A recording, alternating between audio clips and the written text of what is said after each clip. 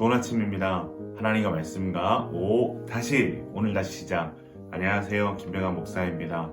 오늘 아침 함께 묵상할 말씀은 미가서 1에서 4장까지 말씀입니다. 중심 구절은 4장 6에서 8절입니다. 여호와께서 말씀하시되 그날에는 내가 저는 자를 모으며 쫓겨난 자와 내가 환난 받게 한 자를 모아 발을 저는 자는 남은 백성이 되게 하며 멀리 쫓겨났던 자들이 강한 나라가 되게 하고 나 여호와가 시온산에서 이제부터 영원까지 그들을 다스리리라 하셨나니 너 양떼의 망대여 딸 시온의 산이여 이 전 걷는 곳 딸 예루살렘의 나라가 내게로 돌아오리라. 아멘. 미가는 유다왕 요담, 아하스, 히스기야가 다스리던 시대에 활동했던 선지자입니다. 미가는 그의 아버지나 가문을 통해 그 신원이 밝혀지지 않고 예루살렘 남서쪽에 위치한 모레셋 사람이라는 장소에 의해 신원이 밝혀지고 있는 특이한 선지자입니다.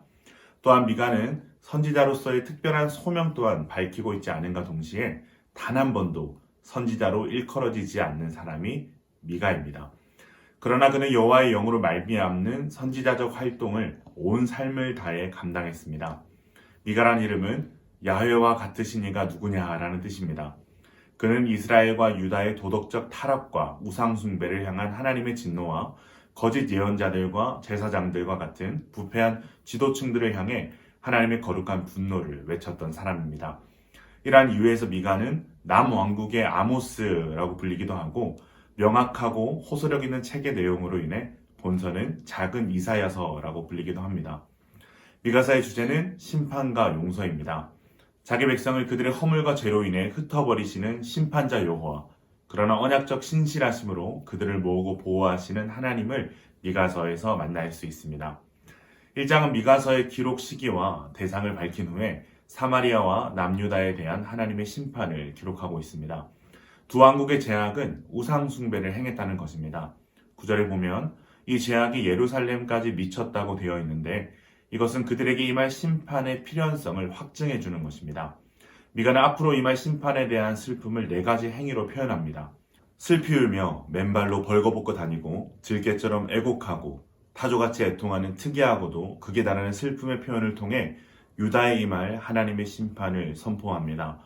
또한 그는 10절에서 시작되는 애가를 통해 총 12곳의 도시의 수를 나열하고 있는데 이것은 시브리식 언어 유희를 통해 이들에게 닥칠 고통을 표현함과 동시에 하나님의 엄중한 심판이 유다 전체에 임할 것을 애도하고 있는 것입니다. 이 장은 이스라엘의 지도자들의 사회적 범죄에 대하여 자세히 묘사하고 있습니다. 이스라엘이 심판을 받아야 할 이유는 온 나라가 부패해서지만 특별히 지도층의 부정과 부패가 가장 큰 문제가 된다는 것을 폭로합니다.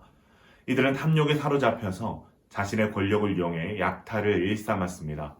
다른 이의 집과 밭을 빼앗는 것은 물론 부녀자, 나그네, 어린아이를 가리지 않고 약탈의 대상으로 삼았습니다. 그 원인은 무엇입니까? 그것은 그들의 신앙적 부패 때문입니다. 사회 정의가 가장 엄정히 실현되어야 할 선민들의 사회적 부패는 반드시 신앙적 부패를 전제합니다. 이들은 미가 선지자가 선포한 메시지를 거부했고 자신들이 듣기를 원하는 거짓 선지자들의 달콤한 축복의 말에만 귀를 기울였습니다. 그 결과는 엄중한 심판입니다. 하지만 하나님은 남은 자에 대한 구원을 약속하시므로 당신의 긍휼을 완전히 거두시지는 않으셨음을 말씀하고 계십니다.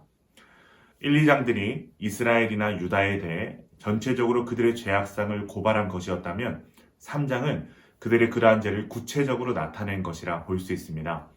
이러한 미가의 고발은 이들의 죄악이 쌓여 민족 전체의 죄악으로 발전해 하나님의 심판을 면할 수 없음을 보여주고 있습니다. 지도자들은 백성의 것을 탈취하는 데 혈안이 되어 있었고 선지자는 자신의 사리사욕을 위해 거짓 예언을 하기에 바빴습니다.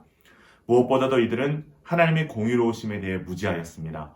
하나님께서는 이러한 지도자들로 인해 예루살렘에 큰 재앙이 닥칠 것을 선언하십니다. 4장은 예루살렘의 회복과 최후 승리를 기록하고 있습니다. 이 예언은 가깝게는 바벨론 포로에서의 귀환을 가리킵니다. 그러나 궁극적으로는 그리스도의 재림과 그로 인한 메시아 왕국에 대한 설명입니다. 4장은 시온산을 등장시켜 하나님의 임재를 상기시킵니다. 더 나아가 이스라엘 백성에 대한 구원과 시온의 회복이 이방 세계까지 미칠 것임을 예언하면서 하나님의 전 우주적 구원을 예언하고 있습니다. 오늘 말씀을 통해 우리가 얻을 수 있는 교훈은 우리를 구원하시기 위한 하나님의 강한 의지에 소망을 두어야 한다는 것입니다. 지도자들로부터 시작해서 온 사회가 신앙적, 사회적 부패로 썩어있는 현 상황은 그들 스스로 깨달을 수도 멈출 수도 없는 참담함의 상태였습니다. 그렇게 그들은 자신들의 죄로 인한 심판을 피할 수 없으며 이 심판은 그들의 모든 것을 송두리째 갈아엎을 재앙으로 임할 것입니다. 그렇다면 이들은 어떻게 구원과 회복을 경험할 수 있을까요? 그것은 바로 자신들의 내부가 아닌 외부에서 오는 하나님의 구속의 손길로만 가능합니다. 미가 선지자가 묘사하고 있는 이 놀라운 하나님의 구속 사역은 하나님의 강한 의지로 가능해지는데 선지자는 이 점을 강조하기 위해서 4장 6절에 내가 모으다 라는 평행구를 사용하고 있습니다.